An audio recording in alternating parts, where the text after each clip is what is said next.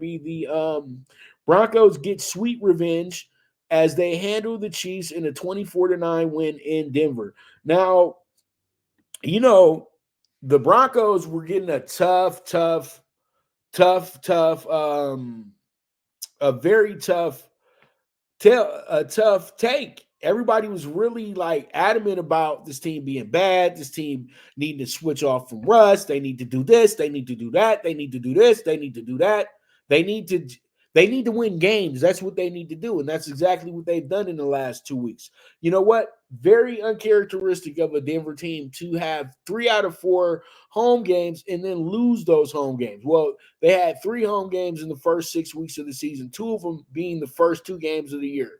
Those games were super close. They could have won those games, but they wound up losing by a point, and they wound up losing by 2 points in the second game of the season. Then the bottom fell out, and they got beat 20-70. They gave up 70 points. Nobody's given up 70 points in the NFL in 60 years. But hey, the Broncos did it. So what? It was Miami. It was a humid, hot day. It is what it is.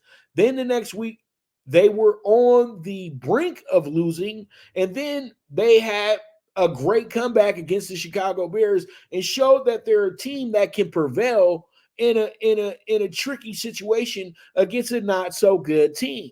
And then they go into a situation where they have to play, you know, they have to play against the Chiefs in the process. And the Chiefs, that's always going to be a Thursday night that's a Thursday night football game. They didn't really, play up to the standard that they wanted to, but they competed and they were good in the game. They only lost the game by 11 points.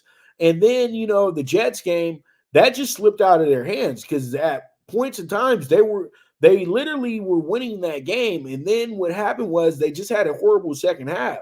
And the Jets were able to step it up and play some good defense. And then they got a good go-ahead touchdown late. So it looks like the Jets dominated, but they truly didn't. That's another game. If they don't make certain mistakes, they probably win. So I just counted 3 home games they could have won. So this team could easily be 4-3 right now. So them being 3-5 or 4-3 or 4-4 actually, because they only got soundly beat twice in a sense. Because really in the Kansas City game, they just made a lot of mistakes. And they fixed those mistakes in yesterday's game. They didn't make those same mistakes. The Chiefs didn't score any touchdowns. They won the game 24-9. So, why was anybody shocked that they won a game when they just played this team a few weeks ago and it was on a Thursday night? They only had 3 days to prepare for them, and they looked damn good in the process. And this was by far the worst game the Chiefs have played all season because the Broncos defense has an idea of how to defend Patrick Mahomes. And that's exactly what happened. And then again, it happened yesterday. I know everybody's going to make the excuse because Patrick is perfect. I know. But yeah, he had a flu, but he stepped on the field. He was a little under the weather, but he stepped on the field. So when you step on the field, there's expectations, right? And pretty much he expected to go out there and cook the Broncos, and he did not. And it's that simple. The Broncos had a great defensive effort against him. They took away the simple plays that they let him run, and it was just really a very good game for the Broncos. You have Mahomes, who went 24 for 38, 241. QBR was 59.2. First time he has thrown for a touchdown in 2 years. So that was something. Pacheco only 40 yards, but he was averaging 5 yards per carry. So, that's something that they might need to look at when you got Mahomes struggling a little bit. Travis Kelce held up under 100 yards, held up under 60 yards. He had 6 catches for 58 yards. So there was a lot of things that just didn't go well for the Chiefs yesterday. And then when I'm looking at the bottom line stats, you got a Chiefs team that was only 30% on third down efficiency, and they only got a third down opportunity 10 times in the game. That's nuts. That means that they kept them off the field. They ran 8 more plays, but they were on the field 7 more minutes than them. And you know what? The 6 sacks, just that was just something that they need to fix for the Broncos at the end of the day. But that still didn't really factor into them losing this game. But those 5 turnovers were huge. That's all I can say. Those 5 turnovers were absolutely tremendous. Jerry Judy having somewhat of a better game, even though he only caught 2 balls, 50 yards. That was a crucial situation in the game. He scored a touchdown.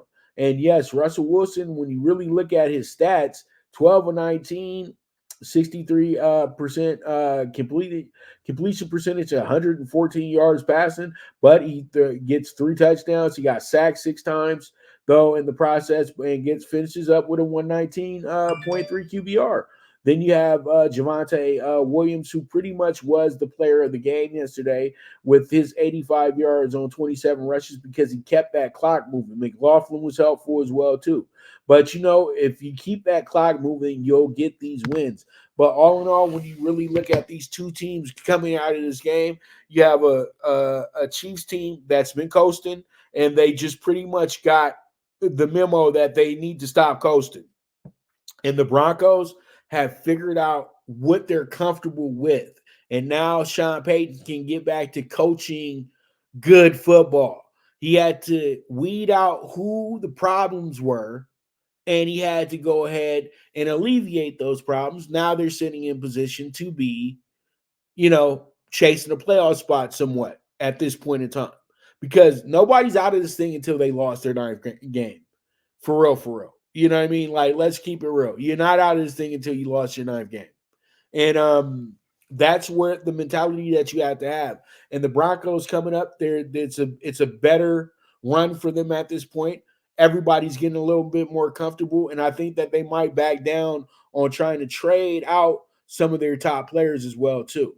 And also in trade news, real quick, we do have Leonard Williams being traded to the Seattle Seahawks to go be with Pete Carroll. So you know that it's a Trojan thing. I think Leonard wasn't there with Pete at the end, but we know that Pete does still have a lot of admiration for the Trojans that are around in the league, and he still looks at them as his players. So they went ahead and got Leonard Williams, a guy that was a bit expensive to keep around in New York. And yeah, they were able to make that deal happen, get some draft picks out